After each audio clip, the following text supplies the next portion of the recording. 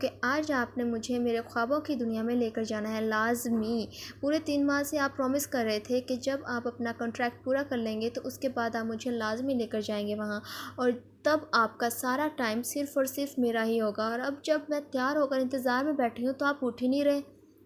फ़रहान को बाजू से झंझोड़ते हुए आयशा ने तीसरी दफ़ा उसको जगाने की कोशिश की। तभी अचानक फ़रहान ने एक झटके से उसे खींचकर अपने ऊपर गिरा लिया। जान, वहाँ जाकर क्या करना है? वैसे ही यहीं पर ही अब मेरा सारा वक्त सिर्फ़ और सिर्फ तुम्हारा ही होगा। सरगोशीनुमा अंदाज़ अपनाए वो आयशा की शर्ट के अगले 2 बटन खोलते इसकी गर्दन पर अपने लब रख चुका था और अब वहाँ पर अपने लबों का रम्स छोड़ते हुए नीचे की तरफ बढ़ रहा था, जिस पर बुखलाकर आयशा उसके सीने पर अपने दोनों हाथों से दबाव डालती फ़रहान को खुद से दूर करने की कोशिश में मसरूफ़ हो गई। हर वक्त सिर्फ रोमांस ही ज़िंदगी में नहीं चाहिए होता मिस्टर फ़रहान। ज़िंदगी को एंजॉय करने के लिए और भी बहुत से काम और तरीके होते हैं, लेकिन जब से हमारी शादी हुई आप कभी मुझे घुमाने कहीं नहीं लेकर गए। मुझे तो कभी कभी लगता है कि मैंने अपने शौहर के रूम में कोई गलत बंदा चूज़ कर लिया है। काश मेरा शौहर बिल्कुल मेरी फ्रेंड कायरा जैसा होता, बल्कि मेरी तो शादी ही ना हुई होती।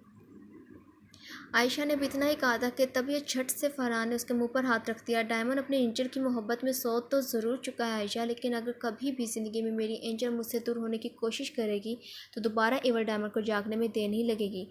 और वो इस वक्त कितना भयानक होगा इस बात का अंदाज़ा मुझे खुद नहीं होगा। अपने एक हाथ से आयशा के लबों को दबाए दूसरे से उसकी गर्दन सहलाते फ़रहान किसी जुनूनी अंदाज में उससे गोया था। एक अजीब सा खौफ मौजूद था इस वक्त उसकी आंखों में, अपनी इंजर को खो देने का खौफ। वहीं आयशा ने उसका हाथ अपने लबों से हटा दिया और खफकी से उसे देखने लगी। फ़रहान, क्या हो गया? क्यों बार बार आप डायमंड का नाम लेते हैं? आपको मालूम है ना कि मुझे इस नाम से कितनी नफरत है? मजाक कर रही हूँ मैं, आप तो सीरियस ही हो जाते हैं। आप मेरे शौहर हैं। फ़रहान एक परफेक्ट इंसान है, इससे ज़्यादा खुश नसीबी और क्या होगी मेरी। लेकिन इस बात के लिए मैं आपसे अभी तक भी नाराज़ हूँ जो आप अपनी मसरूफियत में मुझे वक्त नहीं देते। देख लीजिएगा, वैसे तो अगर कभी मैं आपसे दूर हूँ या ना हूँ, लेकिन आपकी इन हरकतों की वजह से आप खुद मुझे खो देंगे। इस घर में अकेली रह रहकर पागल होने वाली होती हूँ मैं, क्योंकि आप तो सुबह के गए लेट नाइट वापस आते हैं और तब तक रोज़ बस इस घर की 4 दीवारी में बैठी टॉर्चर होती हूँ मैं। फ़रहान के सीने पर अपनी कोहनी रखी उसको गुस्से से घूरती हुई शिकवा किए जा रही थी, जो कि दुरुस्त भी था। तौबा है आयशा, ठीक है चल रहा हूँ मैं तुम्हारे साथ, लेकिन प्लीज़ दोबारा मुझसे दूर होने के बारे में मत कहना, क्योंकि तुम ही हो जो मुझे संभालना जानती हो। तुम्हारे बगैर फ़रहान अली कुछ भी नहीं है, इसलिए प्रॉमिस करो मुझसे तुम अपने फ़रहान से कभी भी ज़िंदगी में दूर नहीं होगी। मर जाऊँगा आयशा तुम्हारे बगैर। अपने एक हाथ को आयशा के गाल पर रखे वो उसे अपनी कमज़ोरी से हका कर रहा था, जो कि खुद आयशा ही थी। प्रॉमिस, नहीं जाऊँगी मैं कभी भी अपने फ़रहान से। अब चले, उठे जल्दी, मैं जा रही हूँ बाहर। जब वापस आऊँ तो आप तैयार होकर बैठे हों। फ़रहान दोबारा से अपनी शर्ट का बटन लगाती वो बेड से उठकर कमरे से बाहर जाने लगी कि तभी फ़रहान ज़ोर ज़ोर से आयशा को आवाज़ देने लगा। एक दर्द मौजूद था उसकी आवाज़ में। आयशा, आयशा प्लीज़ मुझे छोड़कर मत जाओ, मेरे पास ही बैठी रहो प्लीज़ आयशा, प्लीज़ मैं मर जाऊँगा, रवानी से कहते हुए फ़रहान अचानक से उठ बैठा। वो इस वक्त एक छोटे से कमरे में मौजूद बेड पर लेटा हुआ था। आज फिर फ़रहान नींद से उठकर रोज़ की तरह आयशा का नाम पुकारने लगा था। बाहर खड़ी नर्स भागकर डॉक्टर के पास गई। डॉक्टर को इसके होश में आने का बताया। सर, वो रूम नंबर 5 का पेशेंट दोबारा फिर से नींद से उठकर चीखने लग गया। आप प्लीज़ जल्दी चलें। हाँ जल्दी चलो, कहने के साथ ही डॉक्टर और नर्स भागकर फ़रहान के पास चले आए। कमरे में दाखिल होते ही उन्हें रूम का सारा सामान ज़मीन बोस हुआ दिखाई दिया, जबकि फ़रहान कमरे के कोने में दुब के बैठा था। वहीं उसकी नज़र अपनी बाजू पर लिखे आयशा के नाम पर गड़ी हुई थी। आंसू थे, बह बहकर उसके गालों को भिगो रहे थे। डॉक्टर ने फ़रहान का नाम लेकर उसे मुखातिब किया। तभी फ़रहान उठकर खड़ा हो गया और डॉक्टर से कहने लगा, डॉक्टर मेरी आयशा कहाँ पर है? मैंने उससे कहा कि मुझे छोड़कर मत जाओ, और मेरी आयशा ने मुझे प्रॉमिस भी किया था कि वो मुझे कभी भी छोड़कर नहीं जाएगी। तो कहाँ पर है वो? प्लीज़ मुझे यहाँ से जाने दो, मैं अपनी आयशा को खुद ढूंढ लूँगा। फ़रहान, आयशा खुद तुमसे मिलने आएगी, तुम इसलिए यहाँ बैठो, खाना खाओ, देखो तुम्हारी पसंदीदा चीज़ें बनाई हैं। मुझे कुछ नहीं खाना, मेरी आयशा मेरे पास आ जाए, क्योंकि ऑक्सीजन है वो मेरी। मुझे ऐसा लगता है कि मेरी आयशा के बगैर मुझे सांस नहीं आती, और तुम लोग रोज़ मेरे साथ मजाक कर रहे हो कि मेरी आयशा आ जाएगी। कब आएगी वो? ऊपर से मुझे इस कमरे में बंद करके रखते हो। अब बस मुझे यहाँ से जाना है अपनी आयशा के पास। फ़रहान, ठीक है चले जाना, लेकिन क्या अब ऐसी हालत में जाओगे तुम? तुम्हारी आयशा कितनी दुखी होगी इसके इस हालत में तुम्हें देखकर। फ़रहान की बात सुन बड़ी बड़ी आंखें करके फ़रहान डॉक्टर की तरफ देखने लग गया। ठीक कह रहे हो तुम, लेकिन मैं क्या पहनूं? मेरे पास तो कपड़े भी नहीं हैं। इसलिए तो फ़रहान आप यहाँ बैठे हो, नर्स जाओ जाकर फ़रहान के लिए कपड़े लेकर आओ। जी डॉक्टर साहब। कहकर नर्स वहाँ से चली गई और डॉक्टर फ़रहान से बातें करने लग गया। फ़रहान, कितने सालों की मोहब्बत है तुम्हारी और आयशा की? हम 2 साल पहले मिले और फिर शादी कर ली, लेकिन अब आयशा के बगैर मेरा दिल दिमाग काम नहीं करता, वो छोड़ देता है काम करना। बस ज़िंदा लाश बनकर रह जाता हूँ मैं। इसलिए डॉक्टर, मैं तुमसे कह रहा हूँ ना, मेरी आयशा भी मेरे बगैर नहीं रह सकती। बस एक अब थोड़ा नाराज़ है मुझसे, क्योंकि हमेशा उसे मुझसे एक ही शिकायत रहती थी कि मैं उसे ज़्यादा टाइम नहीं दे पाता। लेकिन डॉक्टर, आई प्रॉमिस, मैं आयशा से एक पल के लिए भी अब दूर नहीं होऊंगा। बिज़नेस मैनेजर संभालता रहेगा, क्योंकि मुझे सिर्फ मेरी आयशा चाहिए और कुछ भी नहीं। तभी नर्स आ गई। सर, ये रहे कपड़े। और दूसरे हाथ में नर्स ने के इंजेक्शन मौजूद था, जो कि चुपके से उसने डॉक्टर को पकड़ा दिया। ठीक है, फिर मैं अभी चेंज करके आता हूँ, आप लोग जाएँ यहाँ से। फ़रहान इतना कहकर बात की तरफ जाने लगा, लेकिन पीछे से डॉक्टर ने फ़रहान की गर्दन पर इंजेक्शन लगा दिया। डॉक्टर, ये क्या किया तुमने? गुस्से से फ़रहान ने डॉक्टर की गर्दन को पकड़ दबाने लगा, लेकिन इंजेक्शन का डोज इतना ज़्यादा था कि तभी फ़रहान नीचे गिर गया और सामने फ़रहान को आयशा खड़ी मुस्कुराती हुई नजर आई। हाथ बढ़ाकर फ़रहान आयशा को बुलाने की कोशिश करने लगा, लेकिन तभी इंजेक्शन की वजह से फ़रहान बेहोश हो गया। नर्स और डॉक्टर ने उठाकर फ़रहान को बेड पर लेटा दिया। तब नर्स ने डॉक्टर से कहा, सर, इसकी हालत सुधरने की बजाय मज़ीद बिगड़े जा रही है। ना कुछ खाता है ना पीता, बस जब भी होश आए तो अपनी आयशा से मिलने की ज़िद पकड़ लेता है। इसलिए मजबूरन हमें इसे बेहोश करना पड़ता है। अगर यही हालत रही इसकी तो ये मर जाएगा। सही कह रही हो तुम, मुझे भी बस यही फ़िक्र लगी हुई है। मुझे तो हैरानगी इस बात से हो रही है कि आजकल के दौर में भी कोई कैसे किसी से इतनी शदीद मोहब्बत कर सकता है। 3 माह हो गए हैं, लेकिन ये आयशा को भूल नहीं पा रहा। अपनी ज़िंदगी बर्बाद कर दी है इसने। खुद को भी अब बस अपनी आयशा के साथ ख़त्म कर देना चाहता है। इतना बड़ा बिजनेसमैन और उसकी ये हालत, या अल्लाह, उसे देखकर मुझे बस आपसे यही शिकवा होता है कि इसे इतनी इज़्ज़त भरी सज़ा क्यों दी जा रही है, इसकी आयशा को इससे दूर करके। सर, अब क्या करना है? ऐसे करो, ड्रिप लगा दो, क्योंकि कल से इसने कुछ खाया पिया भी नहीं है। अब तो खुदा ही कोई करिश्मा कर सकते हैं इसकी ज़िंदगी में कोई मकसद पैदा करके। जिसे कहकर नर्स ने फ़रहान को ड्रिप लगा दी और फ़रहान बेहोशी के आलम में भी सिर्फ़ और सिर्फ आयशा का ही नाम लिया जा रहा था। लारेब एक हाथ में परस पकड़े, दूसरे में सब्जी का शापर पकड़े अपने घर जा रही थी कि लारेब के घर के बाहर बहुत से लोग जमा थे और ऊंची ऊंची आवाज़ में लड़ाई झगड़ा वगैरह किए जा रहे थे। लारेब अपने घर के आगे इतने लोगों का रश देखकर डर गई और जल्दी से भागकर जहाँ पर लोग मौजूद थे वहाँ पर पहुँच लोगों से पूछने लगी कि हुआ क्या है, आप लोग यहाँ पर क्यों खड़े हैं? आगे तुम कितनी मर्तबा तुझसे कहा है कि अपनी पागल माँ को पागल खाने जमा करवा दे, लेकिन तुझे तो अपनी माँ से बहुत मोहब्बतें जागती हैं। ये देख मेरे बेटे के साथ आज उसने क्या किया है, वो तो खूनी पागल बन चुकी है। कब तक तू उसे संभालेगी अपनी ज़िंदगी? क्या तू कभी जिएगी ही नहीं? और देख, तू चाहे अपनी माँ को पूरी उम्र संभाल, लेकिन यहाँ पर तू नहीं रह सकती। इसी ऐसी जगह घर लेकर जा जहाँ पर आसपास कोई लोग ना रहते हों। आज उसने मोहल्ले के एक बच्चे की जान लेने की कोशिश की है। अंकल, अम्मी ठीक हो जाएंगे?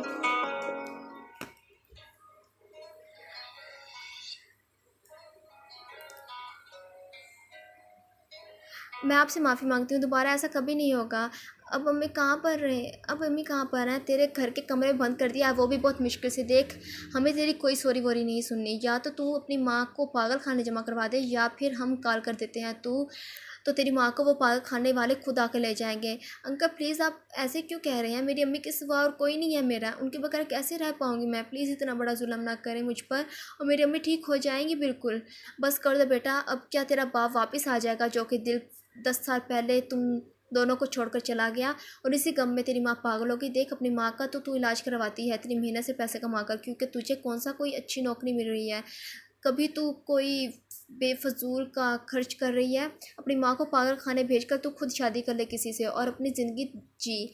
10 साल हो चुके हैं हमें तुझे देखते हुए। हमें नहीं लगता कि कभी तूने आराम भी किया होगा। बाहर जाकर 3-3 नौकरियां करती है, और फिर घर के काम भी, और ऊपर से पागल माँ को संभालना। तोबा, हमें तुझ पर तरस आता है, तरस। अंकल प्लीज़ मेरी अम्मी को कहीं पर रहने दे, रोते हुए यहीं पर ही रहने दे, रोते हुए।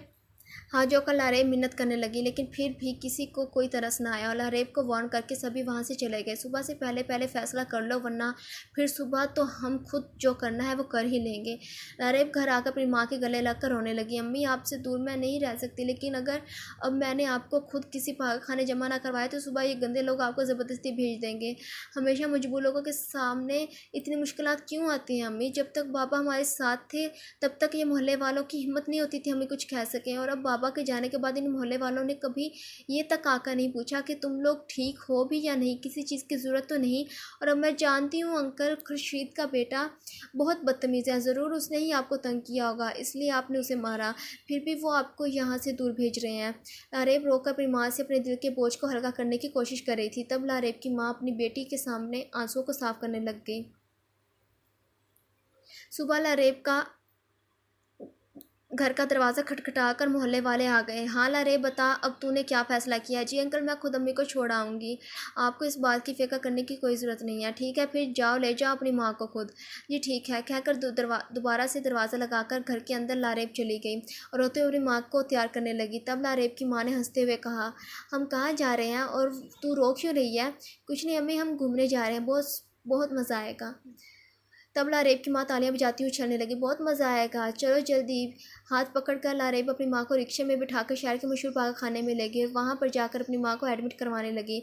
तभी फॉर्म्स फिल करने के बाद जब लारेब की माँ को कमरे में ले जाने लगे तो गले लगकर लारेब फूट फूट कर रोने लगी। तब पास खड़ी नर्स लारेब को यूँ रोता देखकर पास आकर उससे पूछने लगी, इतनी इतनी ही मोहब्बत है तो अपनी माँ को यहाँ पर क्यों छोड़ कर जा रही हो तुम?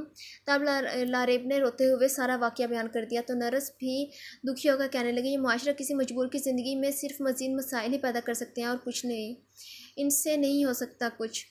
देखो बेटा, मैं और तो तुम्हारे लिए कुछ कर नहीं सकती, लेकिन हाँ एक मौका है तुम्हारे पास जिससे तुम अपनी माँ का खुद ध्यान रख पाओगी और उनके पास भी रहोगी।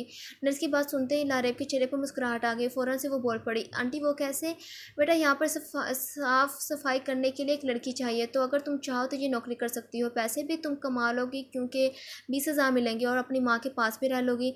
आंटी मैं ज़रूर करूँगी ये नौकरी, वैसे भी दिन में 3-3 जॉब्स करके मुश्किल घर का गुजारा होता है और यहाँ पर तो फिर भी सैलरी ज़्यादा है। ठीक है, फिर मैं बात कर लूँगी, सुबह तुम आ जाना यहाँ काम पर। थैंक यू आंटी, ये एहसान मैं आपका कभी नहीं भूल पाऊँगी। बेटा एहसान की क्या बात है, यहाँ पर तो तुम्हें किस्मत ही लेकर आई है, वरना कल तक यहाँ पर कोई और नौकरी कर रही थी और कोई नौकरी खाली नहीं थी। और आज सुबह ही हमें पता चला कि यहाँ पर जो पहले साफ़ सफाई करती थी उसे किसी वजह से ये नौकरी छोड़नी पड़ी, तो इसलिए फिर मैंने तुम्हें ऑफ़र कर दी इस नौकरी की। खैर किस्मत मुझे यहाँ पर लेकर आई है या जो भी हो, अब मैं अपनी माँ के पास रहूँगी, मेरे लिए यही खुशी की बात है। अच्छा फिर मैं चलती हूँ। ख्याल लारेब वहाँ से बाहर की तरफ जाने लगी कि तभी अचानक से रूम नंबर 5 के आगे लारेब का जूता टूट गया। लारेब नीचे बैठकर अपने जूते को ठीक करने की कोशिश करने लगी। लगता है अब की दफ़ा नया जूता लेना ही पड़ेगा क्योंकि पहले 3 मरतबा इसे ठीक करवा चुकी हूँ। लारेब अपनी खुद से ही बातें कर रही थी कि रूम नंबर 5 से अचानक से चीख कर आयशा का नाम लेने की आवाज़ को सुन लारेब का दिल दहल उठा और वो उठ खड़ी हुई। तभी डॉक्टर और नर्स वहाँ पर आ गए। लारेब उन्हें देख वहाँ से चली गई और चलते हुए पीछे की तरफ मुड़ सोचने लगी, अल्लाह माफ़ करे, कितना दर्द था इसकी आवाज़ में, बेचारा लगता है किसी सदमे की वजह से ही पागल हुआ है। इसी बात को सोच लारेब बाहर की तरफ चल पड़ी। होटल में जाकर लारेब काम करने के बाद शाम को उसके मैनेजर से कहने लगी, सर वो एक्चुअली मुझे एक और जॉब मिल गई है तो इसलिए सुबह मैं यहाँ नहीं आऊँगी, तो आज ही मेरा हिसाब कर दे। मैनेजर ने गुस्से से लारेब से कहा, तमाशा क्या है तुम्हारा, अभी 10 दिन ही हुए हैं और इस माँ को और अचानक से नौकरी ही छोड़ दी और ऊपर से पैसे भी मांग रही हो, क्या तेरे बाप का होटल है, ये कोई नहीं मिलेगी तुझे पैसे, चल निकल यहाँ से। सर प्लीज़ ऐसे मत करें, मेरे 10 दिन के 1200 रुपये बनते हैं, आप चले 1,000 ही तो दे दें। कहाँ ना कोई पैसे नहीं मिलेंगे, दफ़ा जो अजीब नमूने लोग हैं यहाँ पर, क्या शक्ल क्या देख रही है, कहाँ ना दफ़ा हो। गुस्से से मैनेजर के चीखने पर रोते हुए पीछे की तरफ पलट कर लारेब वहाँ से जाने लगी। तभी इस शख्स के साथ लारेब टकरा गई और नीचे गिरने लगी, लेकिन उस शख्स ने लारेब का हाथ पकड़ उसे नीचे गिरने से संभाल लिया और लारेब को रोता देख हैरानगी से पूछा, क्या हुआ है, आप रो क्यों रही हैं? बिना जवाब दिए लारेब वहाँ से जाने लगी। तभी मैनेजर ने लारेब से कहा, क्या खैरियत तो है, अब दिखाई देना भी बंद हो गया है, सर आप अंदर चलें। तब उस शख्स ने अपने मैनेजर से पूछा, वो लड़की कौन है और रो क्यों रही है? तो मैनेजर सारी बात बताना शुरू हो गया और आखिर में हंसते हुए मैनेजर ने कहा, सर फिर तो मैंने वो बातें सुनाई कि चुपचाप चली गई यहाँ से। तभी गुस्से से होटल के मालिक ने मैनेजर के मुंह पर थप्पड़ दे मारा, तुझे शर्म नहीं आती, किसी मजबूर का तू हक मारते हैं? और दूसरा फिर ऐसे हंस हंस कर बता रहा है जैसे बड़ा कारनामा कर दिया हो नौकरी से, अब तू भी निकल बाहर। ऐसे नाइंसाफ़ और कमीने लोग मैं अपने होटल में अगर रखूँगा तो बर्बाद हो जाऊँगा मेरा पूरा कारोबार। और जल्दी से होटल का मालिक बाहर की तरफ भागा लारेब से बात करने के लिए, लेकिन वहाँ पर कहीं भी लारेब नहीं थी। होटल के बाहर खड़ा होकर परेशानी से होटल का मालिक खड़ा था। पता नहीं कौन थी वो लड़की, बेचारी मायूस होकर चली गई। अभी यही सोच वो शख्स पलट कर वापस होटल में जाने लगा, तभी बाहर पड़े बेंच पर लारेब बैठी रोई जा रही थी। लारेब को देख शुक्र अदा करता हुआ लारेब के पास आ गया वो और कहने लगा, अस्सलाम वालेकुम, मेरा नाम राशिद है और मैं होटल का मालिक हूँ। मैं माज़रत ख्वाह हूँ कि आप बदतमीज़ मैनेजर ने आपके साथ बदतमीज़ी के साथ बात की, इसी वजह से मैंने उसे नौकरी से भी निकाल दिया और ये लेकिन आपकी मेहनत के पैसे, और अगर आप चाहें तो यहाँ पर और नौकरी कर सकती हैं। हैरानगी से लारेब उस शख्स को देखने लगी। नीली आँखें जिनमें मासूमियत भी बेतहाशा थी को देखकर राशिद ने नीचे नज़र कर ली। देखिए, आप मुझे ऐसे मत देखिए, मैं कोई आप पर तरस नहीं खा रहा, बल्कि गुनाह करने से खुद को बचा रहा हूँ। ये आपकी मेहनत की कमाई है, इसलिए प्लीज़ आप रखें इसे।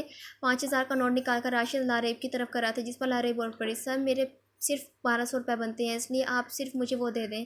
तो कोई बात नहीं, आप जहाँ पर मज़ीद थोड़ा और काम कर लें। नहीं सर, मुझे कोई और जॉब मिल गई है, इसलिए मैं अब वो करूँगी। हाँ, तो नाइट शिफ्ट आप यहाँ पर कर लीजिएगा, क्योंकि एक्चुअली आप जैसे ईमानदार लोग अगर मेरे पास काम करेंगे तो मुझे वाकई बहुत खुशी होगी। पर सर कुछ नहीं, पहले तो आप ये पैसे पकड़ें और रात के 7 बजे आप यहाँ पर भी आकर काम कर लीजिएगा। चेहरे पर हल्की सी मुस्कुराहट लिए लारेब ने पैसे भी पकड़ लिए और हाँ में सर भी हिला दिया और ख़ुद भी उठकर वहाँ से चली गई। राशिद वहीं पर खड़ा लारेब को जाता हुआ देखने लगा। तो फ्रेंड्स, ये था आज का फर्स्ट एपिसोड। उम्मीद करती हूँ आपको पसंद आया होगा। अब तब तक आप हमारी वीडियो को लाइक करें, हमारे चैनल को सब्सक्राइब करें और कमेंट्स के ज़रिए हमें बताया करें। अब होगी आपसे कल मुलाकात इसके चैप्टर 2 के साथ। तब तक के लिए अल्लाह हाफिज़।